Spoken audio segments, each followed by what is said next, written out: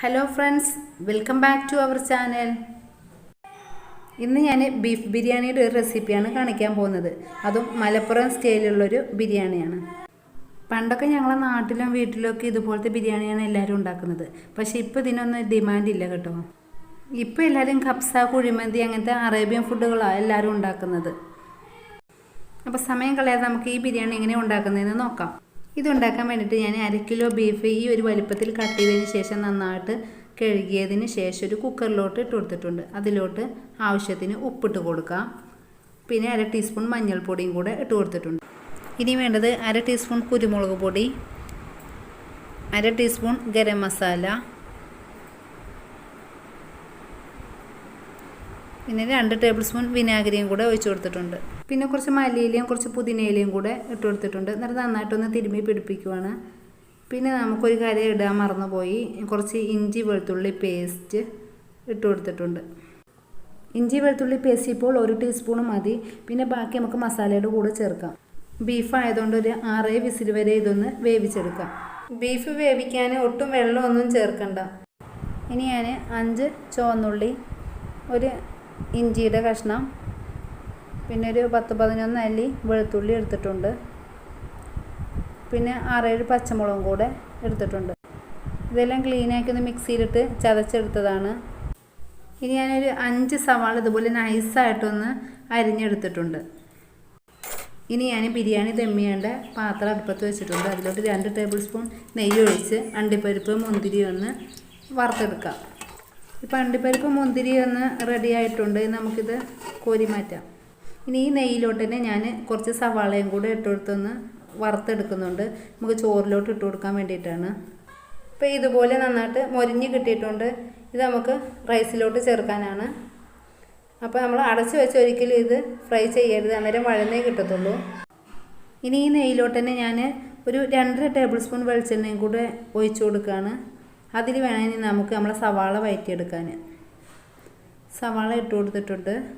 ഇത് നന്നായിട്ടൊന്ന് നമുക്ക് വഴറ്റിയെടുക്കാം. ഇത് പെട്ടെന്ന് വഴന്ന് കിട്ടാൻ കുറച്ച് ഉപ്പും കൂടെ ആഡ് ചെയ്ത് കൊടുക്കാം. ഇപ്പോൾ ഞാൻ കുറച്ച് ഉപ്പും കൂടെ ഇട്ട് കൊടുത്തിട്ടുണ്ട്. ഇത് നമുക്കിത് മൂടി തന്നെ ഒന്ന് ചെറിയ തീയിലിട്ടൊന്ന് വഴറ്റിയെടുക്കാം. നന്നായിട്ട് ഇതുപോലെ ഒന്ന് ഇളക്കിയതിന് ശേഷം മൂടി വെച്ചാൽ മതി. അന്നേരം ഇത് വഴന്ന് കിട്ടും. ഇത് വഴന്ന് വരുന്ന സമയം കൊണ്ട് ഞാൻ റൈസ് ഒന്ന് വേവിച്ചെടുത്തിട്ടുണ്ട്. റൈസ് ഞാൻ സാധാരണ നമ്മൾ അരി വേവിക്കുന്ന പോലെ തന്നെയാണ് വേവിച്ചെടുത്തിട്ടുള്ളത്. അരി വേവിക്കാനുള്ള വെള്ളത്തിലോട്ട് ഞാൻ 3-4 ഗ്രാമ്പു, 2 ഏലക്ക, ഒരു തക്കോലം, പിന്നെ 2 കറുവപ്പട്ട, പിന്നെ കുറച്ച് ക്യാരറ്റും കൂടെ ഇട്ട് കൊടുത്തിട്ടുണ്ട്. പിന്നെ ആവശ്യത്തിന് ഉപ്പും പിന്നെ ഒരു 1/2 മുറി നാരങ്ങയുടെ നീരും കൂടെ പിഴിഞ്ഞു വെച്ച് കൊടുത്തിട്ടുണ്ടായിരുന്നു. ഇതിന് വേണ്ടിയിട്ട് ഞാൻ 1 കിലോ പൊന്നിയരിയാണ് എടുത്തിട്ടുള്ളത്. പിന്നെ അതുപോലെ തന്നെ ആവശ്യത്തിന് വേവായ ശേഷമാണിത് ഊറ്റിയെടുത്തത്. പിന്നെ ഞാൻ 3 തക്കാളി ഇതുപോലെ അരിഞ്ഞെടുത്തിട്ടുണ്ട്. പിന്നെ കുറച്ച് മല്ലിയിലയും കുറച്ച് പുതിനയിലയും ഇങ്ങനെ അരിഞ്ഞെടുത്ത് വെച്ചിട്ടുണ്ട്. ഈ സമയം കൊണ്ട് സവാള വഴന്നിട്ടുണ്ട്. അതിലോട്ട് ഞാൻ ഇഞ്ചി, വെളുത്തുള്ളി, ചുവന്നുള്ളി, പച്ചമുളക് ചതച്ചത് ഞാൻ ഇട്ട് കൊടുത്തിട്ടുണ്ട്. ഇപ്പോൾ ഈ ഇഞ്ചിയുടെ അതിൻ്റെയൊക്കെ പച്ചമണമൊക്കെ ഒന്ന് മാറി കിട്ടിയിട്ടുണ്ട്. നമുക്ക് തക്കാളിയും കൂടെ ഇട്ട് കൊടുത്ത് ഒന്നും കൂടെ നന്നായിട്ടൊന്ന് വഴറ്റിയെടുക്കാം. അപ്പോൾ ഇതൊന്ന് മൂടി വെക്കുവാണെങ്കിൽ നമുക്ക് പെട്ടെന്ന് വഴന്ന് കിട്ടും. അപ്പോൾ ഞാനൊന്ന് മൂടി വെക്കുവാണ്.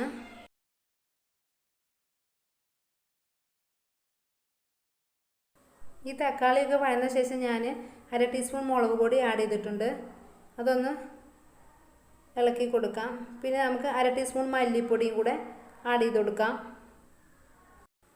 പിന്നെ 1/2 ടീസ്പൂൺ മഞ്ഞൾപ്പൊടിയും കൂടെ ആഡ് ചെയ്ത് കൊടുത്തിട്ടുണ്ട്. 1/2 ടീസ്പൂൺ മഞ്ഞൾപ്പൊടി ആഡ് ചെയ്താലും നമ്മളെ ചോറിനൊക്കെ ഒരു കളറ് കിട്ടത്തുള്ളൂ, വേറെ കളറൊന്നും ചേർക്കുന്നില്ല. പിന്നെ 1 ടീസ്പൂണ് കുരുമുളക് പൊടി ചേർത്ത് കൊടുത്തിട്ടുണ്ട്. പിന്നെ ഞാൻ ചേർത്ത് കൊടുക്കുന്നത് ബിരിയാണി മസാലയാണ്. നമുക്ക് പാക്കറ്റിലൊക്കെ ബിരിയാണി മസാല മേടിക്കാൻ കിട്ടുമല്ലോ, അതൊന്ന് പൊടിച്ചെടുത്തത് 1 ടീസ്പൂണും കൂടെ ചേർത്ത് കൊടുക്കുകയാണ്. ഇനി ഞാൻ 2 ടേബിൾ സ്പൂൺ തൈര് ഒഴിച്ച് കൊടുക്കുന്നുണ്ട്. ഇത് നല്ല പുളിയുള്ള തൈരാണ്. പുളിയില്ലാത്ത തൈരാണെങ്കിൽ ഒരു 3 ടേബിൾ സ്പൂൺ വരെയൊക്കെ ഒഴിച്ച് കൊടുക്കാം. ഇനി ഇതിലോട്ട് നമുക്ക് വേവിച്ച് വെച്ച ബീഫ് ആഡ് ചെയ്ത് കൊടുക്കാം. അപ്പോൾ അതാ കണ്ടില്ലേ, ഒട്ടും വെള്ളമില്ലാത്തതിന് നല്ല വെന്ത് കിട്ടിയിട്ടുണ്ട്. നിങ്ങൾക്ക് ചിലപ്പം ബീഫ് കിട്ടുന്ന കുറച്ച് വെള്ളമായിട്ടായിരിക്കും, എങ്കിലും കുഴപ്പമില്ല. ആ മസാലയിലോട്ട് വെള്ളമായിട്ട് ചേർത്ത് കൊടുത്താൽ മതി. ഇനി നന്നായിട്ടൊന്ന് ഇളക്കി കൊടുക്കാം.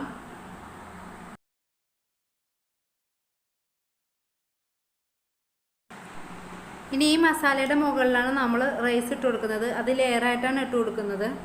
അപ്പോൾ നമുക്കിനി റൈസ് ഇട്ട് കൊടുക്കാം.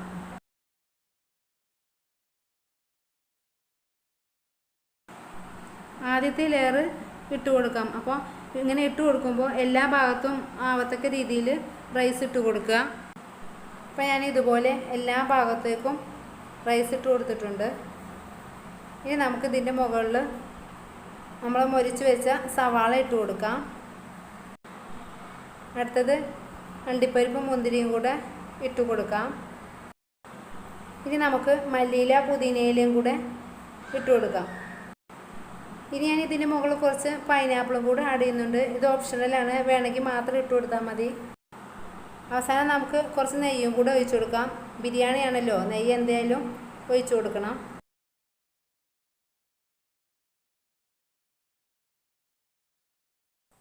ഇനി രണ്ടാമത്തെ ലെയർ റൈസ് ഇട്ട് കൊടുക്കാം. ഇനി നേരത്തെ ചെയ്ത പോലെ തന്നെ ഓരോന്നും ഇതുപോലെ ഇട്ട് കൊടുക്കുക.